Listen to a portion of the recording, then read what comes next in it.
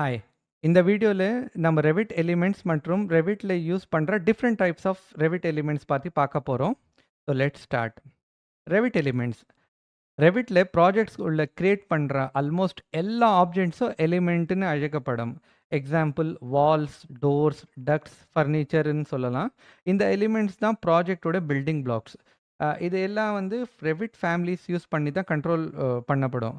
So families தான் எலிமெண்ட்டோட shape, size மற்றும் பிஹேவியர் வந்து டிஃபைன் பண்ணும். இதுதான் Revit எலிமெண்ட்ஸோட டெஃபினேஷன்.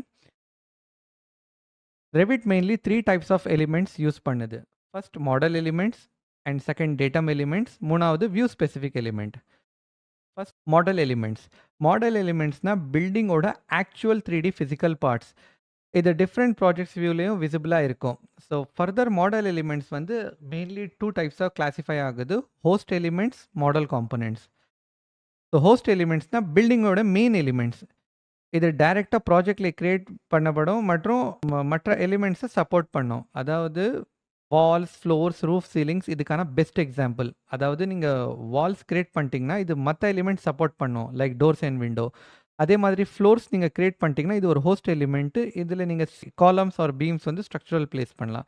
இதே மாதிரி ரூஃப்ஸ் அண்ட் சீலிங்ஸில் வந்து எம்இபி எலிமெண்ட்ஸ் வந்து சப்போர்ட் ஆகும், ஹோஸ்ட் எலிமெண்ட்ஸ். அண்ட் ரெண்டாவது வந்து மாடல் காம்போனன்ட்ஸ்.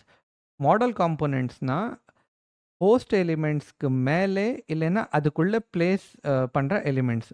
இது பில்டிங் மாடல் வந்து கம்ப்ளீட் பண்ண ஹெல்ப் பண்ணும். ஸோ ஆர்கிடெக்சரல் எக்ஸாம்பிள் வந்து ஸ்டேர்ஸ், விண்டோஸ், டோர்ஸ், ஃபர்னிச்சர்ஸ் இதெல்லாம் model components example for architecture.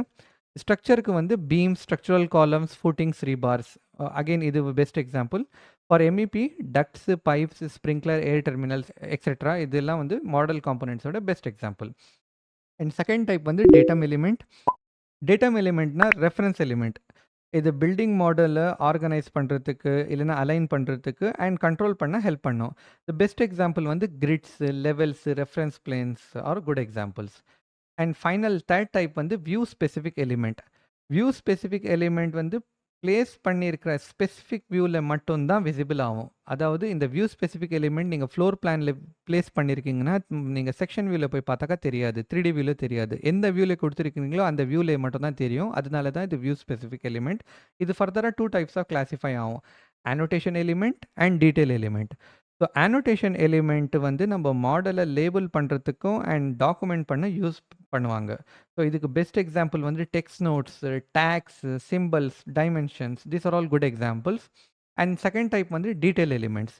வியூக்கு extra 2D detailing information கொடுக்க யூஸ் பண்ணுவாங்க. அந்த எலிமெண்ட்ஸ் எல்லாமே வந்து டீட்டெயில் எலிமெண்ட்ஸ். பெஸ்ட் எக்ஸாம்பிள் வந்து detail lines, filled regions, 2D detail components etcetera.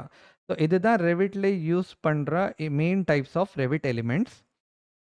So இந்த video உங்களுக்கு பிடிச்சிருக்கும்னு நினைக்கிறேன். மறக்காமல் இந்த வீடியோவை லைக் பண்ணுங்கள், கமெண்ட்டில் எனக்கு ஒரு தம்ஸ் அப் கொடுங்க அண்ட் சேனல் மறக்காமல் சப்ஸ்கிரைப் பண்ணுங்கள்.